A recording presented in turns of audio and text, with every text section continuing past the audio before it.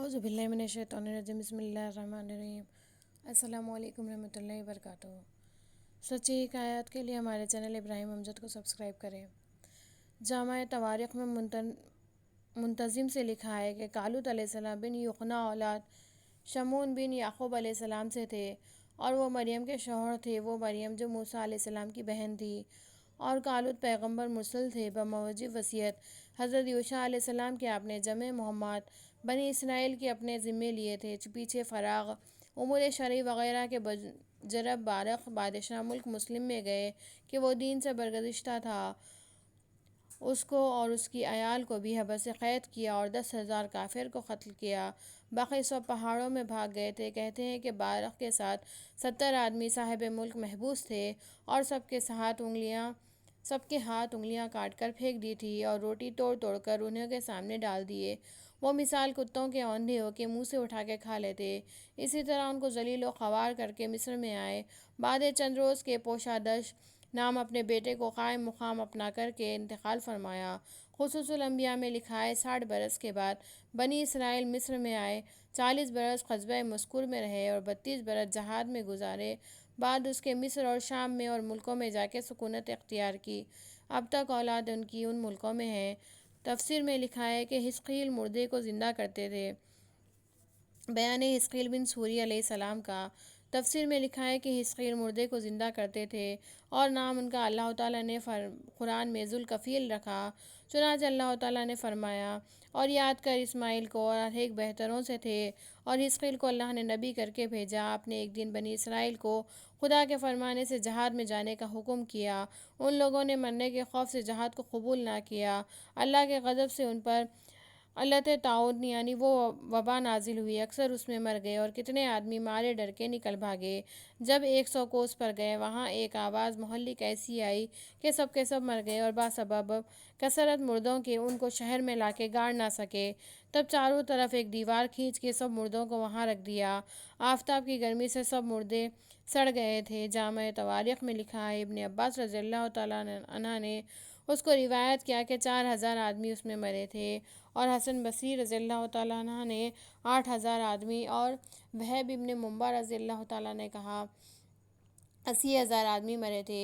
حزقیل علیہ السلام بعد 7 روز کے اعتکاف سے نکل کر شہر سے باہر جا کر دیکھتے ہیں کہ صرف ہڈیاں ان سب کی رہ گئی اور گوشت پر سب گل گیا تھا۔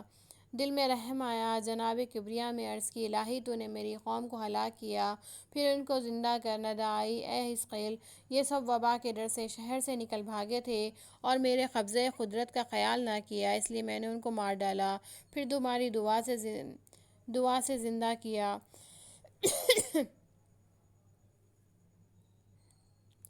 ترجمہ: کیا نہ دیکھا تو نے طرف ان لوگوں کے؟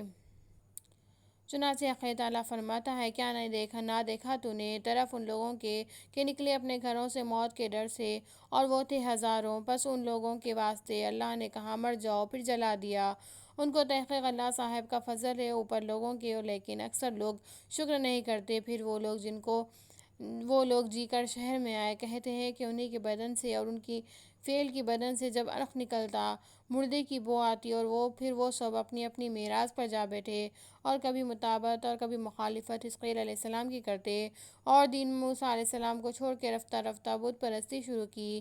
حزقیل علیہ السلام یہاں سے ہجرت کر کے دیار شام زمین بابل میں جا رہے اور وہاں انتقال فرمایا اور درمیان دجلہ اور کوفہ کے مدفون ہوئے۔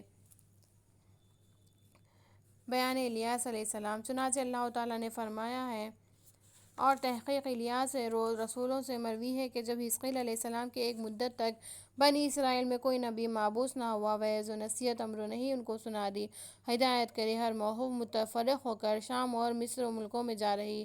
اگرچہ بعض علماء حضرت موسیٰ علیہ السلام کے دین پر ان کو تحریض و ترغیب دیتے تھے اور راہ نیک بتاتے تھے، مگر ان کو پذیرائی نہ ہوتی۔ رفتہ رفتہ بت پرستی اور زناکاری اور فعل شنیع اختیار کیے اور تھوڑے قوم موسیٰ علیہ السلام کے دین پر رہ گئی۔ بعد اس کے اللہ تعالیٰ نے حضرت الیاس علیہ السلام کو ان پر مبعوث کیا۔ ان کے زمانے میں ایک بادشاہ تھا شام میں، اس نے ایک بت تراش کر اس کا نام بال رکھا، اس کو پوجتے تھے اور لوگوں کو بھی پوجنے کو کہتے اور الیاس علیہ السلام اس کے پوجنے سے خلق کو منع فرماتے، جیسا کہ اللہ تعالیٰ نے فرمایا ہے جب کہا الیاس علیہ السلام نے اپنی قوم کو، کیا تم کو ڈر نہیں؟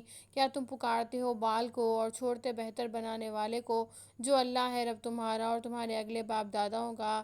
اے لوگوں، ایسے جبار خالق و مالک کو چھوڑ کر بت پرستی کرنا، یہ کام بنی آدم کا نہیں۔ پھر بت پرستوں نے حضرت الیاس علیہ السلام کی بات نہ مانی اور تکذیب کی، جیسا کہ اللہ تعالیٰ نے فرمایا، پس جھٹلایا اس کو، پس تحقیق البتہ وہ حاضر کیے جائیں گے قیامت کے دن۔ مروی ہے کہ الیاس علیہ السلام حضرت ہارون علیہ السلام کی اولاد میں تھے۔ اللہ نے ان کو شہر بالبک میں بھیجا کہ وہاں کے لوگوں کو بال کے پوجنے سے منع کرے، اور بعضوں نے کہا کہ قوم بنی اسرائیل میں ایک عورت تھی، نام اس کا بال تھا، اس کی ایسی صورت تھی کہ بتا ناظر نزدیک اس کے رقاصۂ مائے قرب کے محض سنگ تھے، اسی کو لوگ پوجتے تھے، اور حضرت الیاس علیہ السلام وہاں کے لوگوں کو منع فرماتے تھے اور اللہ کی طرف ہدایت کرتے۔ پس وہ بادشاہ ایمان لایا اور حضرت الیاس علیہ السلام کو وزیر اپنا بنایا اور قدر و منزلت ان کی کرتاب بائی۔ پھر بعد چند روز کی راہ ضلالت پکڑی، قوم کے ساتھ مل کر بت پرستی شروع کی۔ تب حضرت الیاس نے اس سے خفا ہو کر ان پر قحط کی دعا کی، تب ان کی دعا سے 3 برس تک پانی نہیں برسا، ملک میں قحط نازل ہوا، کھائے بغیر بیل بکری دمبے گھوڑے اونٹ ہاتھی سب مرنے لگے۔ لوگوں نے کہا یہ قحط نازل ہوا الیاس علیہ السلام کی بددعا سے، اس کو جہاں پاؤ مار ڈالو۔ اور الیاس علیہ السلام ایک بڑھیا کے مکان پر گئے، اس لیے کہ حضرت کی وہ متقدہ تھی، اس کا ایک بیٹا تھا، نام اس کا علیسا، اس کو حضرت کی خدمت میں دیا اور حضرت اس کو لے کر دائیں بداں شہر بشہر پھرتے رہے۔ بعد 3 برس کے اس بادشاہ طیفور سے آ کے کہا، آج 3 برس سے تم پر قحط اور تکلیف گزرتی ہے، لازم ہے کہ تم جسے پوجتے ہو اسی سے مانگو کہ پانی دے اور اس بلائے قحط سے نجات بخشے، اور اگر اس سے نہ ہو تو تم خالق ارض و سما کو پوجو، مانو ایمان لاؤ تو ضرور تم کو اس بلا سے نجات دے گا۔ پس الیاس علیہ السلام کے کہنے سے انہوں نے اسی وقت اپنے بت معبود سے جا کے نجات مانگی، اس سے کچھ جواب نہ ملا۔ پس انہوں نے الیاس علیہ السلام کے آگے عرض کیا